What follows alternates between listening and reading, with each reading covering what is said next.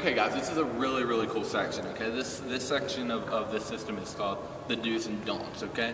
So pretty much what we're gonna do is talk about what you may be doing, what you shouldn't be doing, and then we're gonna show you what you should be doing and what you wanna be doing, okay?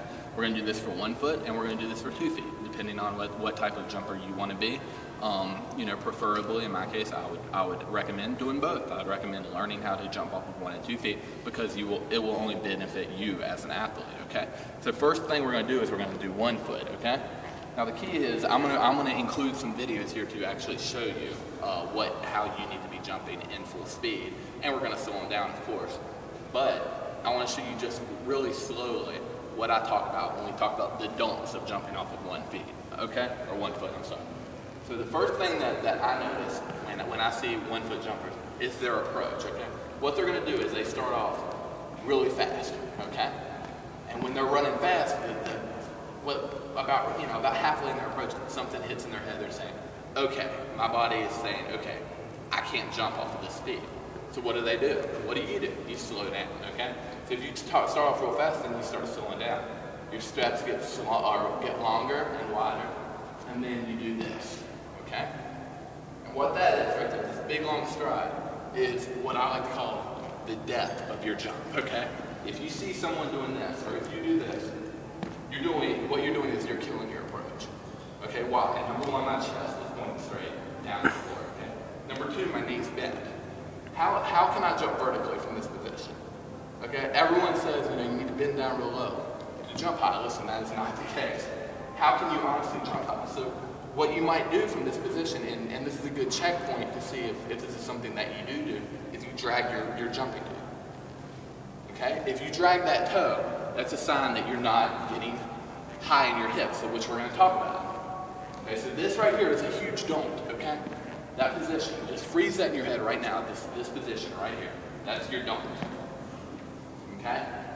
That's what we do not want to see. Okay, so 1 foot, that's a don't, okay? I'll show you that from the other side just in case. Just so if you're like me, you want to get a good image. That's our don't, okay? Chest pointing down, huge bend at your hips, you're lowering your hips, your knees bend, okay? Now let's talk about our do's off of 1 feet, or 1 foot. I don't know why I keep saying that. 1 foot do's, okay. Start with our approach, of course. What we want to do is, listen, if you're starting off fast and slowing down, why not just start off slow and speed up? That's the key to an approach when it comes to jumping off of 1 or 2 feet, is you want each step to be quicker, which we covered this in the approach section, you know this already. But I want you to understand that each step needs to be quicker. What we're gonna do is we're gonna lock our ankles into what we call a dorsal flex position. Okay, and what's that mean? Notice how my toe is, or my whole foot's parallel to the ground. Notice I'm not bending my toe to the floor.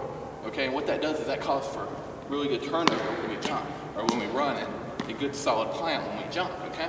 It also eliminates a lot of ankle injuries if you're the type like I was that sprained your ankle a lot. Having these dorsal flex ankles when you run is going to help with that, okay? But anyway, when it comes to our approach, we want to start off slow and then speed up, okay? So as we start off slow and speed up, that's going to put ourselves in the best position to jump off. Okay, but if you're thinking to yourself, okay, but how fast do I go? You want your last steps, every step needs to be a little bit quicker than one before it. It's an acceleration. So obviously we want our last 2 steps to be the quickest. Okay, so that's your idea in your head is your last 2 steps needs to be the quickest that you can jump off of. Okay, if you can't jump off of them because of various reasons, maybe you're going too fast, or maybe your core is not quite strong enough yet to control that speed, then you just need to slow down a little bit. Slow down your whole approach a little bit. Okay, so that's your ideal on your approach now, okay? Now, where we have a perfect approach now, we have every step that's going great. Boom, boom, boom, we get those last 2 in really quick. Remember the penultimate we talked about. These last 3 steps are your penultimate. Left, right, left. Okay, see that position that I hit right there? Notice this is your do position. Notice my hips are tall. Notice my chest is pointing up. It's not down here. Okay, it's up in the air, okay?